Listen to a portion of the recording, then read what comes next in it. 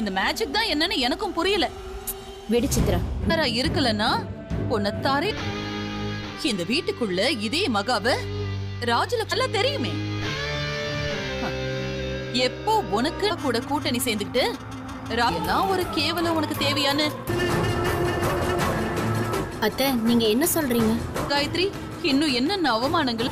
நல்ல வேளை நாம பேசுற நேரத்துல அவளோட மாமியாருனா ஏதோ அவ வயித்துல குழந்தை இருக்கேன்னு நான் விட்டு வச்சிருக்கேன். இனிமேலும் நீ முழிச்சுக்கல அம்மி.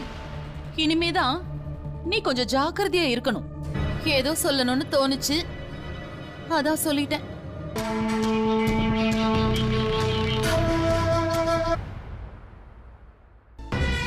நடந்ததெல்லாம் நான் பாத்துக்கிட்டு தான் இருந்தேன். என்ன மாறிட்டேன்? இப்ப யார் மாறினாங்க? அம்மாவுக்கு சப்போர்ட் பண்ணி பேசல. நான் காயத்ரியை திட்டதா செஞ்சேன். இப்ப கூடாதுன்னு நான் சொல்லுவேன். அத பாத்துட்டு மத்தவங்க சொல்லக்கூடாது. அது மட்டும் இல்ல, நான் இப்படி இருக்காது. நான் என்னோட ஸ்டாண்ட்ல இருந்து என்னைக்குமே மாறவே மாட்டேன்.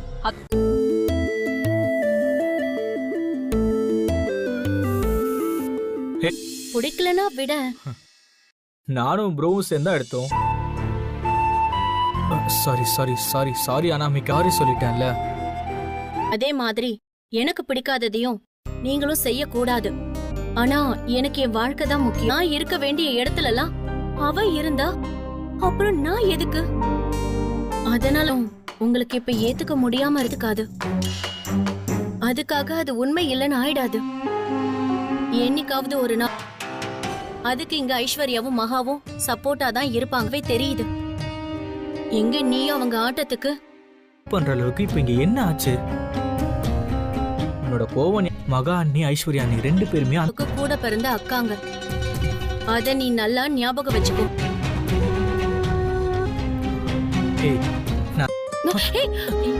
ரெண்டு பேரும் லவ்வர்ஸ் இல்லையா?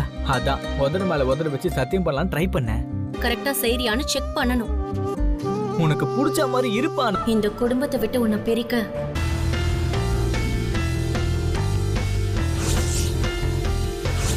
எனக்கு கீழே பாத்துக்கிறேன்னு சொல்லிட்டாருல.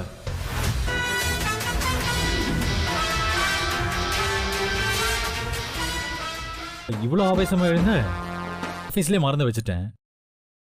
எதுக்கு இப்போ டிஃபன் பாக்ஸ் மறந்து வச்சுட்டு வந்தா பரவாயில்ல, வேற எதையாவது சேர்த்து விட்டுட்டு குடிக்கிறேன்னா இல்லையான்னு போங்க. ஏய், என்ன ஞானம் பிறந்துருச்சா என்ன இவ?